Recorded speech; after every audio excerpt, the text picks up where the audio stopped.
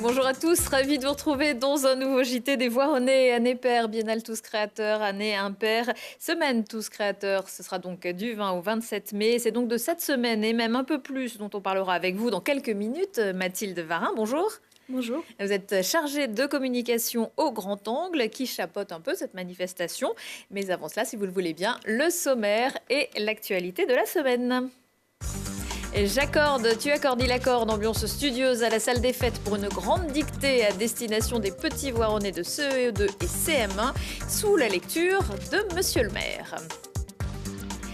C'est la nature, découvrir les animaux de la ferme, les belles plantes et les abeilles. C'était l'objectif de la deuxième fête de la nature de Voiron qui se tenait dimanche au Jardin de Ville et sous le soleil.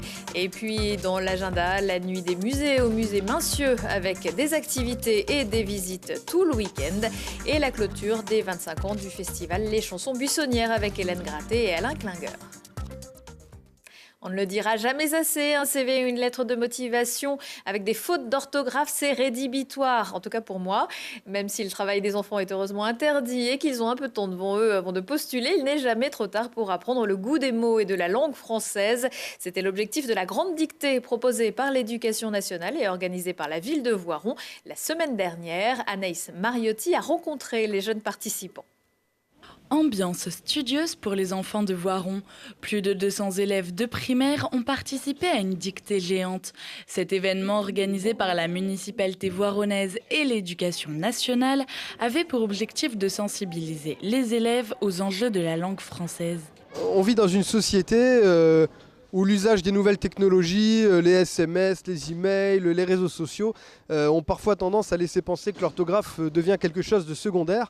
Et c'est important de dire à tous ces enfants qui étaient des enfants de CE2 et de CM1 que l'orthographe c'est quelque chose qui est important, que se faire comprendre à peu près c'est pas suffisant. Quand ils seront sur le marché du travail, il y a des sociétés qui écartent les CV ou les lettres de motivation qui sont truffées de fautes d'orthographe. Comme pour de vrais examens, l'anxiété était au rendez-vous, mais le stress a très vite laissé place à l'excitation et à la bonne humeur. On a eu du stress, mais on s'est calmé parce que c'était rigolo. C'est bien que le maire nous fasse apprendre l'orthographe et puis donc j'ai adoré ça.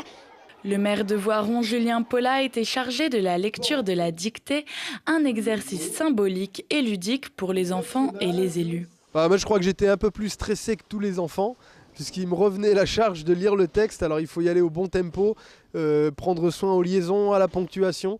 Voilà, mais je suis très heureux parce que voir le sourire des enfants, c'est quand même quelque chose qui est fantastique et qui vaut toutes les récompenses du monde. Après la correction de la dictée vient l'heure des récompenses. Les élèves n'ayant fait aucune faute d'orthographe ont pu remporter un bon d'achat dans une librairie voironnaise. Pour ne pas faire de jaloux, tous les enfants sont repartis avec un sac en toile aux couleurs de la grande dictée. Un petit souvenir sympa après la leçon d'orthographe, la leçon de jardinage grâce à la deuxième fête de la nature qui se déroulait dimanche dernier dans le parc du Jardin de Ville de Voiron. Et il n'était pas question que de jardinage, mais aussi de petites bêtes qui broutent et qui butinent à la manière de Mathias Araez.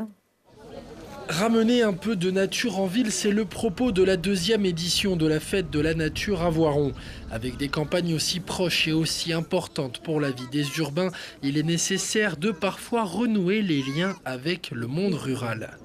Ils ont l'impression qu'on pêche le poisson pané comme ça, donc c'est important notamment pour ça. Et puis parce qu'en ville on est aussi beaucoup dans la pollution. Donc c'est sympa aussi d'avoir un petit peu ce côté nature, ludique, et puis d'apprendre aussi finalement des choses. Quand on est en ville, on n'a pas tout à disposition automatiquement, et donc là ça permet d'avoir une petite idée de ce qui se passe dans les campagnes, et de ce qui se fait, de ce qui se fabrique. Moi je suis une fille de la campagne, alors j'aime transmettre ça à mes enfants, et je trouve ça important de ne pas avoir des gamins qui pensent que le fromage sort de la brique de lait comme ça, voilà. Et qu'il y a quand même du lien avec les animaux, la nature, ça ouvre à une certaine sensibilité. Une sensibilité que l'on retrouve aussi lorsque l'on devient consommateur. Les produits transformés proviennent tous d'une manière ou d'une autre de Dame Nature. Alors à l'heure de choisir, la vigilance se fait chaque fois de plus en plus grande.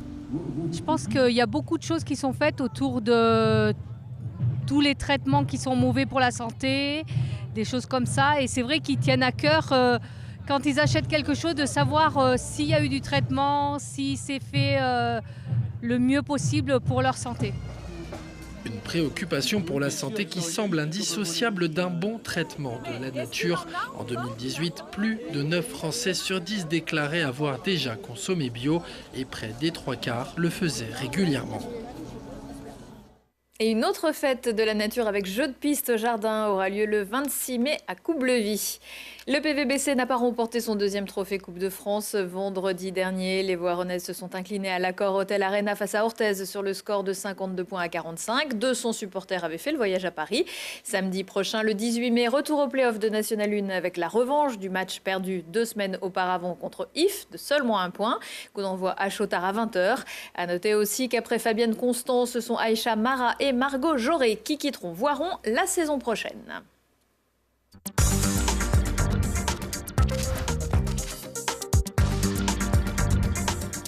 À Voiron et dans le pays voironnais, on est tous un peu créateurs. Une frénésie de culture qui se manifeste chaque année au mois de mai. En 2018, c'était la biennale Tous Créateurs.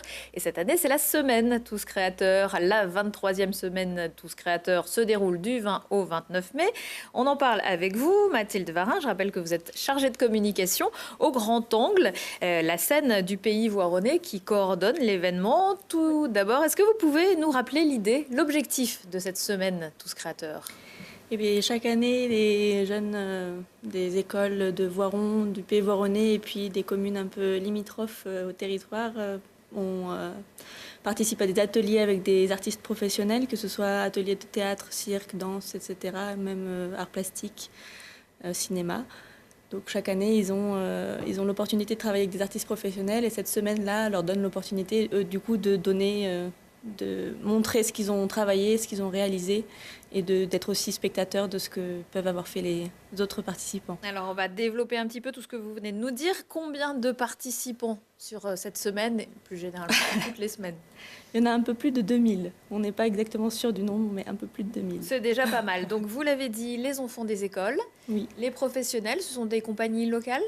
Ce sont des compagnies, oui, plutôt grenobloises ou en tout cas pas très loin du territoire voironnais puisqu'ils viennent quand même souvent à Voiron et dans les écoles, donc il faut pouvoir les mobiliser un peu facilement. Est-ce que la préparation de cette semaine, ça commence en septembre? Il y a plusieurs rendez-vous? Ça dépend les groupes. Il y a des groupes qui vont commencer pas très longtemps avant la semaine Tous Créateurs, d'autres groupes qui vont commencer bien plus tôt, donc ça dépend aussi un peu des agendas de chacun.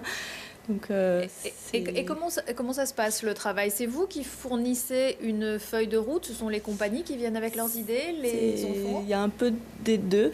C'est-à-dire qu'à la fois les structures culturelles Grand Angle, équipement culturel du Pays Voironnais, la ville de Voiron, proposent soit des parcours ou des appels à projets, ou pour le Grand Angle, ça va être des compagnies qui sont compagnons de route.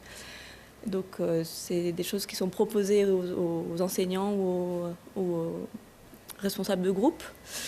Et donc soit ils s'intègrent dans un projet comme ça, soit sinon ça peut être de la part de la personne qui est porteur de projet qui souhaite faire un projet sur un thème particulier. Donc dans ce cas-là, ils font appel à la structure qui peut voir de quelle manière ce projet peut s'insérer. Vous leur expliquez aux enfants qui participent à un projet global et pas seulement à leur petit spectacle, etc. Ça, ils en ont conscience? Ça fait partie du jeu, de faire à la fois, d'être acteur à la fois dans la préparation des répétitions, d'avoir la chance d'avoir un artiste professionnel avec soi, mais aussi du coup de présenter ça à un public et d'être acteur dans cette semaine Tous Créateurs, mais être aussi spectateur et de venir voir ce que les autres ont pu faire. Donc vous leur indiquez... Ils savent qu'il faut rester, par exemple, on leur conseille de rester toute la soirée, le jour où ils viennent. Voilà, ça fait partie du jeu aussi, pour voir aussi les autres groupes et pas seulement venir sur scène la scène du Grand Angle et repartir directement après. Donc vous l'avez dit, les soirées, les spectacles se déroulent en soirée pour permettre au plus grand nombre de venir. Rassurez-nous, ça ne dure pas jusqu'à 2h du matin, le lendemain il y a école quand même. Donc ça se passe à Voiron et dans toutes les communes, dans plusieurs communes? Alors ça se passe notamment, du coup il y a la semaine Tous Créateurs du 20 au 29 mai qui se passe dans le Grand Angle à Voiron, mais il y a aussi 3 jours à la salle des fêtes pour les options théâtre du lycée Herriot qui présentent leur projet de fin d'année. Et puis il y a également du coup au musée Mincieux, dans le cadre de la nuit des musées, il y a aussi une exposition. On va en parler. Voilà. Et à la Grange d'Imière du coup au Pin. Et pareil, une exposition aussi. Voilà, et tout le programme, on le retrouve sur le site de la ville, voiron.fr, ou sur le site du Grand Angle, le-grand-angle.fr. Et ce qu'on a oublié de dire, c'est qu'évidemment, tous ces spectacles sont gratuits. Voilà, donc venez nombreux. Merci beaucoup Mathilde Varin et bonne semaine.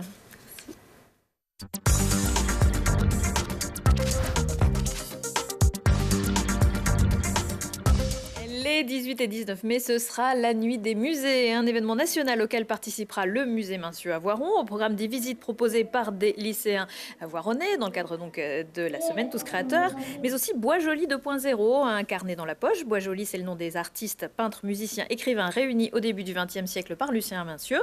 En 2019, ce sont une quarantaine d'artistes, de Stéphanie Minguet au Urban Sketcher, qui vont suivre les pas du collectionneur et de son groupe. Le public sera invité à les rencontrer au détour des rues et des points de vue. Rendez-vous samedi à partir de 10h avec en fin de journée le concert du groupe Self Control Project.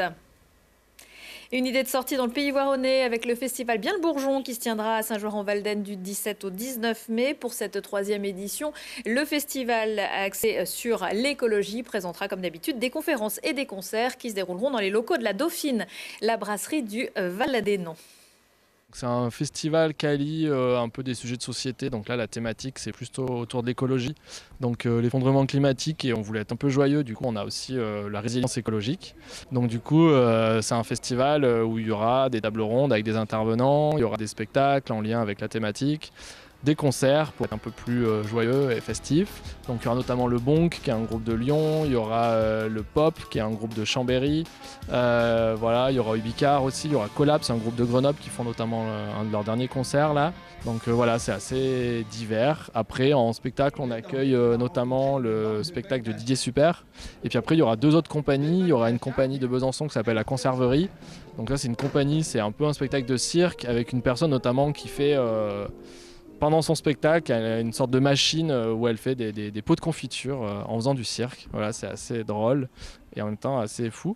Et du coup, un autre spectacle qui s'appelle Après moi le déluge, donc qui est plutôt une sorte de conférence one-man show comique sur le militantisme politique et écologique. Et Didier Super sera samedi avec son spectacle « Ta vie est plus moche que la mienne ». Les chansons buissonnières ont 25 ans. Pour conclure cet anniversaire en beauté, le festival qui met en avant les auteurs, compositeurs, interprètes organise en partenariat avec le Grand Angle une série de concerts avec Hélène Gratté et Alain Klinger. Ils seront le 16 mai à Chiens, le 17 à Bieux et le 18 à Saint-Cassien. On se quitte avec un extrait de leur spectacle. Excellente semaine à tous. Et sentir ta peau contre ma peau et ne plus penser qu'à t'embrasser. Il n'aurait fallu qu'un moment de plus pour que la mort vienne.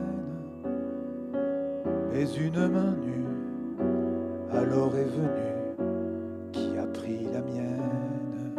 Moi je voudrais vous parler de Sidonie sur un poème de Charles Cros. Elle en prend à ses cheveux blancs comme à sa toile l'araignée, prend les mouches et les frelons, elle en prend à ses...